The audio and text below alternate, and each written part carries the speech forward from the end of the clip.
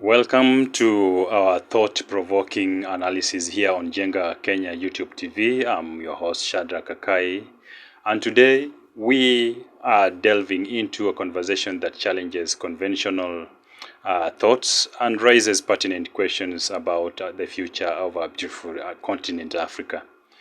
He who feeds you controls you.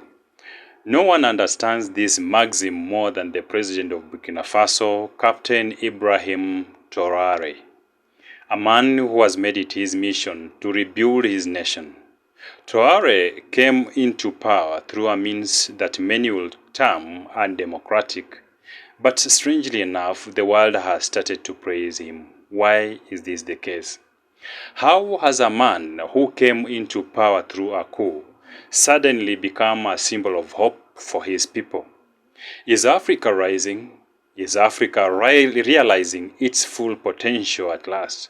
Now, Traore isn't just about political power. He is a man who embodies the spirit of Thomas Sankara. Sankara, the man that you have a history about, he who rose in power the same way Traore has, and envisioned that Pan-Africanism by Africa for Africa. So Traore champions Pan-Africanism while aligning himself with the like-minded international partners, notably President Vladimir Putin of Russia. What has Traore been able to accomplish in his short time in power that is making the whole of Africa praising his name? Let's start with one of his most notable achievements, securing the food basket of his country. We all know that Africa has struggled with food security for years, yet he is a man who has openly stated his belief that food sovereignty is key to our nation's true independence. Traore has sought to improve local agriculture, reducing dependency on foreign imports, and most importantly, empower his people to be the architects of their own future, something that every Pan-Africanist should be fighting for today. This in itself is a radical shift in the way leadership has been approached across the continent. But what's the bigger picture in all this narrative? Is Africa as a whole finally awakening to the reality that it holds immense economic power?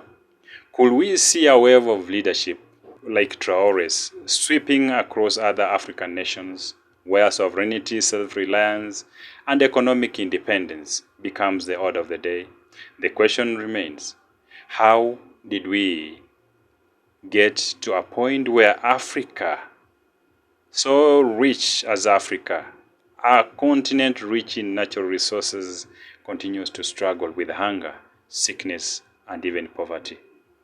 That's a question for all of us to think about. In his speech, Traore rhetorically asks from time to time, why is it that Africa, with all its natural resources, remains so hungry, so sick, and so poor? A question that resonates deeply with many across the continent. It's a question of systematic failures, foreign exploitation, and historic neocolonialism. But with leaders like Traore, who dare to question this reality, we could be seeing the dawn of a new era. Don't you think so? However, not everyone is on board with his vision, because a few months after he took power, assumed the power as the president of Burkina Faso, there was an attempted coup as well against him.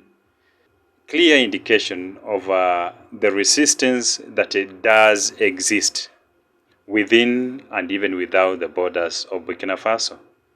The wars that we keep on fighting amongst ourselves.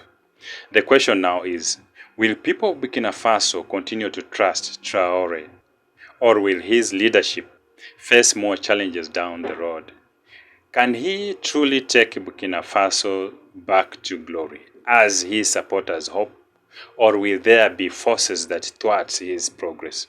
And this leads me to another crucial point, the impact of foreign powers, particularly former colonial powers like France.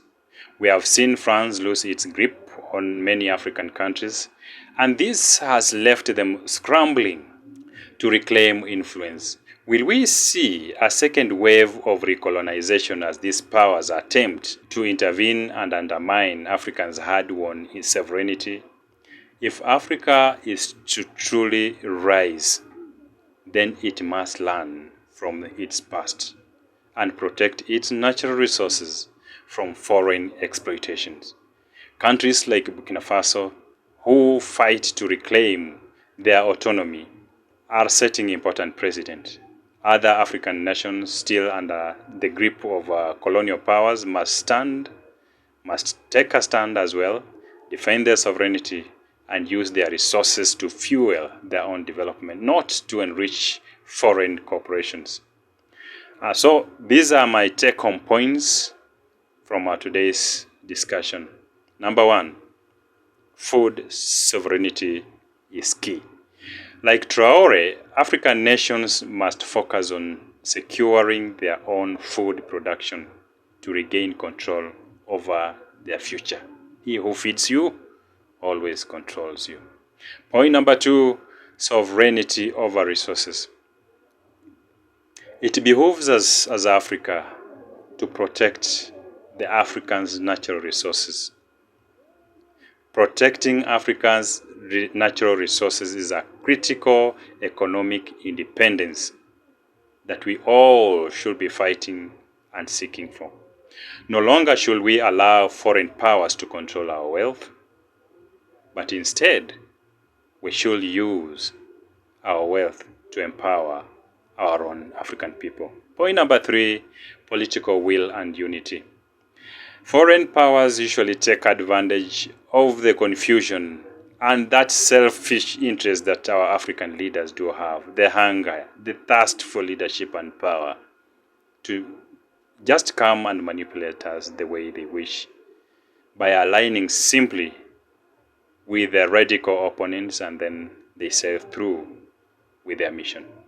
So African leaders must be brave enough to challenge both internal and external forces that prevents true sovereignty and independence. Point number four, our people have the greatest role to play in any independent state. So the role of the people, it's not just about leaders like Traore. The people must be the forefront of this movement for a self-sufficient Africa.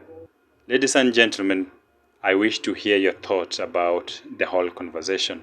If you have a contrary opinion or any other input into our today's conversation, kindly feel free to share your mind through the comment section below.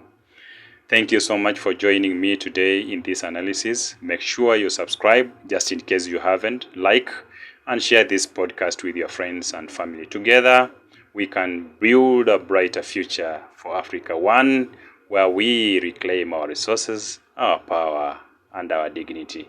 I've been your host, Shadrach Bwire-Kakai, and you are watching Jenga Kenya YouTube TV. Stay tuned for my next analysis. See you next, and God bless Africa.